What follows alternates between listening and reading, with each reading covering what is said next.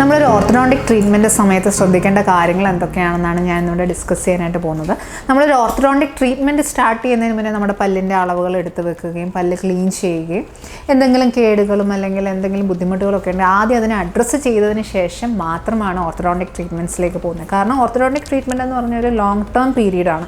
ഒരു 2 അല്ലെങ്കിൽ 3 ഇയേഴ്സ് അല്ലെങ്കിൽ എത്രയാണോ നമുക്ക് സമയം വേണ്ട ഒരു ലോങ് ടേം ട്രീറ്റ്മെൻറ്റ് ആയതുകൊണ്ട് നമ്മുടെ പ്രസൻറ്റ് ആയിട്ടുള്ള പ്രോബ്ലംസിനെ എല്ലാം അഡ്രസ്സ് ചെയ്തതിന് ശേഷം മാത്രമേ നമുക്ക് ഡെഫിനിറ്റീവായിട്ടുള്ള ഒരു ഓർത്തഡോണ്ടിക് ട്രീറ്റ്മെൻറ്റിലേക്ക് പോകാൻ സാധിക്കുകയുള്ളൂ.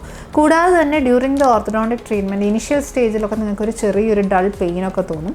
അത് 2-3 ദിവസം കഴിയുമ്പോഴത്തേനും അത് കറക്റ്റ് ആവുകയും അത് പല്ല് മൂവ്മെൻറ്റ് വരുന്നതിൻ്റെ ഒരു സൈൻ മാത്രമാണ്. അതിൽ നമുക്ക് പേടിക്കേണ്ട യാതൊരു കാര്യമില്ല.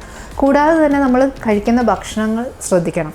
ഒന്നാമത്തെ കാര്യം എന്ന് വെച്ചാൽ വളരെ ഹാർഡായിട്ടുള്ള ചിപ്സുകൾ, മുറുക്കുകൾ അല്ലെങ്കിൽ എല്ല്, വളരെ ഹാർഡായിട്ടുള്ള ഭക്ഷണങ്ങൾ അവോയ്ഡ് ചെയ്യണം. വളരെ സ്റ്റിക്കി ആയിട്ടുള്ള ഫുഡ്, കാരണം ബ്രാക്കറ്റ്സിലും വയേഴ്സിലും ഒക്കെ ഇങ്ങനെ സ്റ്റിക്കി ആയിട്ട് കുറേ നേരം പിടിച്ചിരുന്നാൽ അത് കേട് ഉണ്ടാവാനായിട്ടൊക്കെയുള്ള ചാൻസ് ഉണ്ട്. അപ്പോൾ വളരെ സ്റ്റിക്കി ആയിട്ടുള്ള ക്യാൻഡീസ്, അങ്ങനെ വളരെ സ്റ്റിക്കി ആയിട്ടുള്ള ഫുഡൊക്കെ നമ്മൾ അവോയ്ഡ് ചെയ്യണം. പിന്നെ നമ്മൾ കഴിക്കുന്ന വെച്ചാൽ വലിയൊരു ബർഗർ വലിയ വാ തുറന്നിട്ട് ഫുൾ വലിയൊരു ബൈറ്റും നമ്മൾ എടുക്കും. വളരെ ചെറിയ ചെറിയ ബൈറ്റ്സ് ആയിട്ട് വേണം ഫുഡിനെ മാറ്റിയിട്ട് വേണം നമ്മൾ ഭക്ഷിക്കാനായിട്ട്. ഒന്ന് കൈ വെച്ചൊന്ന് സോഫ്റ്റാക്കി വളരെ സ്മോൾ ഇൻക്രിമെൻറ്റ്സിൽ വേണം നമ്മൾ എടുക്കാനായിട്ട്. പിന്നെ ആപ്പിൾ പോലെയുള്ള സംഭവങ്ങളൊന്നും ഇങ്ങനെ ഫ്രണ്ട് ടൂത്തിൽ വെച്ച് ബൈറ്റ് ചെയ്യുന്നതും നിങ്ങളുടെ ബ്രാക്കറ്റ്സ് ഡിസ്ലോഡ്ജ് ആവാനായിട്ട് കാരണമാകും.